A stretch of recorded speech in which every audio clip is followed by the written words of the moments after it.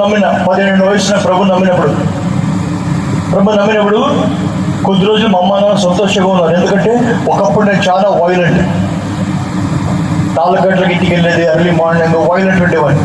ప్రభు నమ్మిన అంత బాగా ఇంట్లో కూర్చొని 6 గంటలకి ఇంటికి వచ్చేస్తాను. ఇంజనీరింగ్ కాలేజ్ పోయింది, నేను మెకానికల్ ఇంజనీరింగ్ కాలేజ్ బుక్కులు చదువుతున్నాను. మా అమ్మ నాన్న సంతోషపడ్డారు. కానీ నేను ఎప్పుడైతే ఏసైని మాత్రం వెంబడిస్తాను అన్నానో శ్రమ కలిగింది. మా నాన్న ఒకరోజు నేను బైబిల్ చదివి చూసాను. తెలుసు కదా, టాయిలెట్కి వెళ్ళేవాడిని. బైబిల్ టాయిలెట్కి వెళ్ళి టాయిలెట్లో కూర్చొని బైబిల్ చదివేవాడిని. జాగ్రత్తగానండి, నాకు క్రైస్తవత్వం అంటే తెలియదు, సేవ అంటే తెలియదు, అద్భుతాలు స్వస్థత ఏమి తెలియదు నాకు. 83 గురించి చెప్తున్నాను నేను. టీవీలు లేవు, ఇంటర్నెట్ లేవు, ఫోన్లు లేవు, మొబైల్ లేవు, ఏమి లేవు ఆ రోజుల్లో.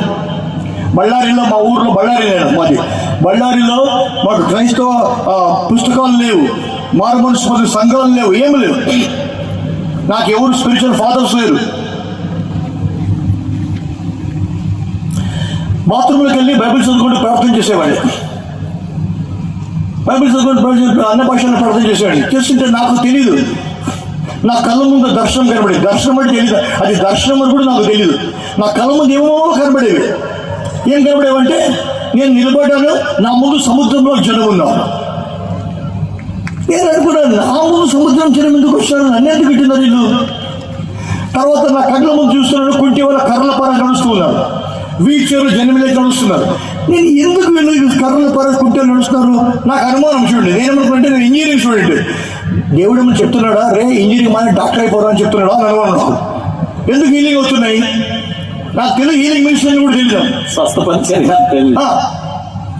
దర్శనంలో చూసేవాడిని. నేను నడుస్తున్నాను, నా నీడ పడితే రోగస్తులు బాగవుతున్నారు. నాకు బైబిల్ ఉందని తెలియదు అవన్నీ నాకు.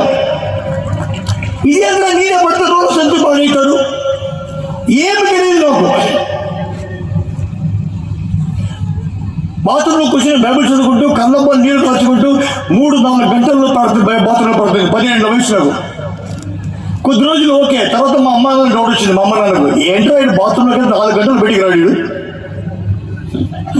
ఒక అరగంట అయితే తొలగిపోయాడు. దబ్బా దబ్బా దబ్బా దబ్బా, ఏ రాంబాబు నువ్వు బైబిల్ చదువుతున్నావు కదా బయటికి రా. అక్కడ కూడా చాలా బైబిల్ ఛాన్స్ పోయింది నాకు.